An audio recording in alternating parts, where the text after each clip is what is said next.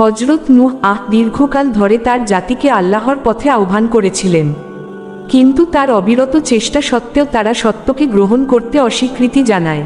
নূহ আল্লাহর দরবারে আর্জি জানিয়ে বললেন, হে আমার প্রতিপালক, আমি আমার সম্প্রদায়কে দিন-রাত অবিরত আহ্বান করেছি, কিন্তু আমার এই আহ্বান কেবল তাদের পলায়ন প্রবণতাকেই বৃদ্ধি করেছে। আমি যখনই তাদেরকে আপনার ক্ষমার দিকে ডেকেছি, তারা কানে আঙুল গুজে দিয়েছে, কাপড়ে নিজেদের আবৃত করেছে এবং চরম অহংকার ও জেদ প্রদর্শন করেছে। নূহ তাদের বোঝানোর জন্য কোনো পথই বাকি রাখেননি। তিনি জনসমক্ষে প্রকাশ্যে যেমন প্রচার করেছেন, তেমনি গোপনে নির্জনেও তাদের উপদেশ দিয়েছেন। তিনি তাদের বলেছিলেন, ক্ষমা ও অনুগ্রহের আহ্বান, তোমরা তোমাদের প্রতিপালকের কাছে ক্ষমা প্রার্থনা করো, নিশ্চয়ই তিনি পরম ক্ষমাশীল। তোমরা অনুতপ্ত হলে তিনি আকাশ থেকে প্রচুর বৃষ্টিপাত বর্ষণ করবেন। নেয়ামতের প্রতিশ্রুতি, তিনি তোমাদের ধন সম্পদ ও সন্তান সন্ততিতে সমৃদ্ধ করবেন এবং তোমাদের জন্য সবুজ উদ্যান ও প্রবাহিত নদী নালা সৃষ্টি করবেন।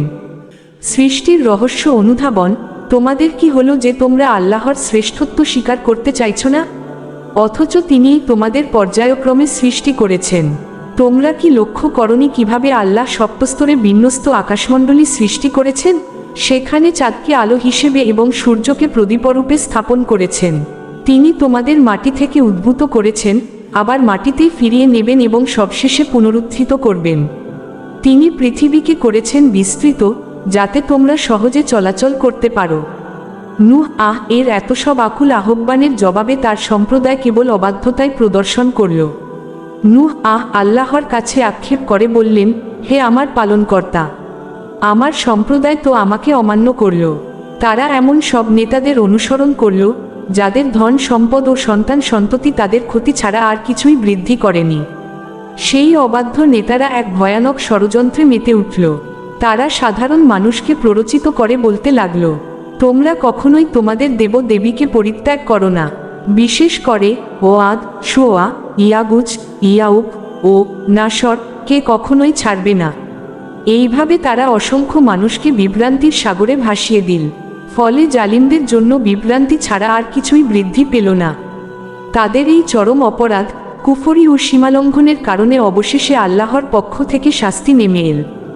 এক ভয়াবহ মহাপ্লাবনে তাদেরকে নিমজ্জিত করা হলো এবং মৃত্যুর পর তাদের প্রবেশ করানো হলো অগ্নিতে, জাহান্নামে। আল্লাহর আযাব থেকে রক্ষা করার জন্য তারা কাউকেই সাহায্যকারী হিসেবে পেল না। নূহ তখন আল্লাহর দরবারে চূড়ান্ত দোয়া করে বলেছিলেন, হে আমার প্রতিপালক, পৃথিবীতে কাফেরদের কোনো গৃহবাসীকে অবশিষ্ট রেখো না। তুমি যদি তাদের রেহাই দাও, তবে তারা তোমার বান্দাদের বিভ্রান্ত করবে এবং কেবল দুষ্কৃতকারী ও কাফেরদেরই জন্ম দিতে থাকবে। হে আমার রব, আমাকে, আমার পিতা মাতাকে এবং যারা মুমিন হয়ে আমার গৃহে প্রবেশ করেছে তাদের ক্ষমা করো। একই সাথে সমস্ত মুমিন পুরুষ ও মুমিন নারীদের ক্ষমা করো, আর জালিমদের জন্য কেবল ধ্বংসই বৃদ্ধি করো। পবিত্র কুরআন মাজিদের আরও বেশ কিছু সূরায় আল্লাহ তাআলা হযরত নূহ এর এই সংক্ষিপ্ত ও শিক্ষণীয় আলোচনা করেছেন। যেমন সূরা ইউসুফ আয়াত 71-73, সূরা আম্বিয়া আয়াত 76-77, সূরা আনকাবুত আয়াত 14-15, সূরা সাফফাত আয়াত 75-82। কুরআনের বিভিন্ন স্থানে আল্লাহ তাআলা হযরত নূহ এর অসামান্য ধৈর্য ও বিশ্বাসের উচ্চ প্রশংসা করেছেন এবং তার বিরুদ্ধে যারা অবাধ্যতা ও শত্রুতা করেছিল তাদের তীব্র নিন্দা ও কঠোর শাস্তির কথা উল্লেখ করেছেন, যেমন সূরা নিসা